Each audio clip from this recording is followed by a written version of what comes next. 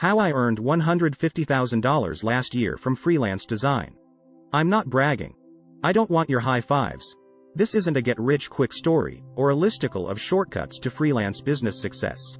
I'm not advocating startup, hustle, or inspirational productivity hacks. I simply want to share what I've learned over nearly 18 years working hard to grow my solo design business. I didn't have any business mentors. Most of this I learned through trial and error, or my gut instinct for common sense. I believe too few people are bold enough to openly discuss money with their peers. If our career goal is to align our strengths and passions with ways to earn a comfortable living, we can't ignore the second half of that equation because it's somehow become culturally taboo. Spill it all out in the open. Here are some trends I've witnessed over my freelance design career that have contributed to my business success. I hope they resonate with your experience, and you can take at least one valuable lesson to apply to your own endeavors. Over the last 365 days of billed my clients for $154,909 New Zealand dollars and 3 cents in freelance digital design work, roughly $106,000 in USD. This includes the notoriously slow December to January New Zealand summer holiday period, when most of the country shuts down to go to the beach. I just pulled the report from Zero. I couldn't believe it. I knew these past 12 months were my most lucrative to date, but didn't grasp quite how much. This is a nearly 25% increase on what I earned over the same period last year. It doesn't feel like I worked 25% longer or harder, so there must be something else going on.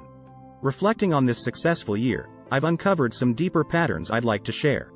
These are things that help sustain freelance earnings for not just one good month, but many months or years on end. In order to earn good money as a freelancer, you need to stay busy. For most of us who still charge hourly, more on this later, every hour not working is less money earned. A constant stream of new work is required to maximize your earning potential. As I sit here writing this, I'm suffering through a slow patch of work. One of my projects meant to start last week has been delayed. It's too small a gap in my schedule to take on another significant project, so I'm spending more time writing but feeling the guilt and anxiety of not earning. Even for the most experienced of us, these scheduling hiccups can't be avoided, but there are ways you can minimize them. Scanning through a list of all the clients I've worked with over the past 12 months, there's one thing that jumps out at me. They are all different. I haven't niched down on a specific industry, or too narrow a type of interface design work.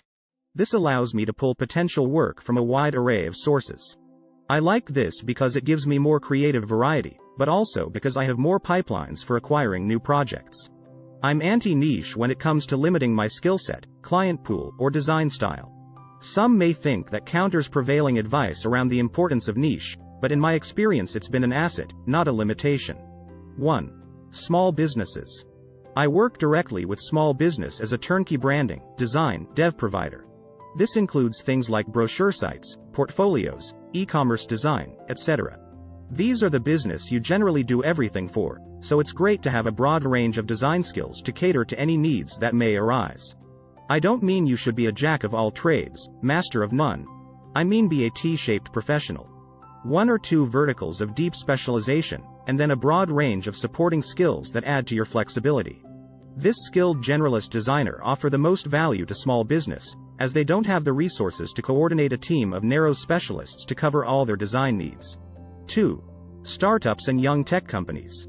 I work with startups to conceptualize and design branding, web or mobile apps, and their supporting marketing websites and other communication. It's very frequent for startups to have founders with development or business backgrounds, but not a design founder. Yet they know they need a design-led approach to product development. They haven't yet grown to the size where they have internal product design teams, but they can't afford not to have top-notch design. That's where I come in. The key here is to work with startups that are already somewhat established and funded. Working for bootstrap garage startups means cost clients, which are not fun or profitable to work with. When they offer stock options as payment instead of money, it's usually time to head for the exit. 3. Medium-sized businesses and organizations. I work with medium-sized organizations of all types as a remote but integrated part of their team. A specialist UX, UI designer to strategize and execute product design where their internal skills are lacking. They often have just development in-house, if even that. These clients generally know what they want and need, but also have the nous to hire an experienced pro and then fully trust the expertise of that designer. If you have the communication skills and business acumen to fit into this situation, they can be highly rewarding projects. 4.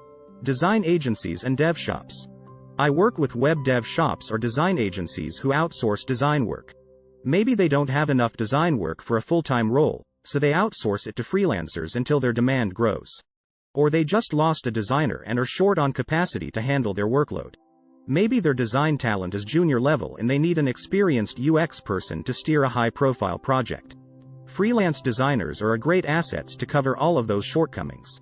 You'd be surprised at how many big design agencies still haven't fully skilled up on digital, web, mobile. There's plenty of potential for digital native experts to add value. These main contractor clients manage most of the end client communication and project management for you, which allows more focus on the craft of design. But the projects come at a cost of slightly less control over the outcome, and an intermediary client adding more levels of feedback to the process.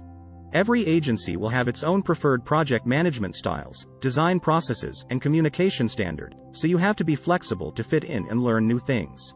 However, I've gotten a great deal of work through arrangements like this, which also tend to turn into fruitful long-term relationships, once you earn their trust.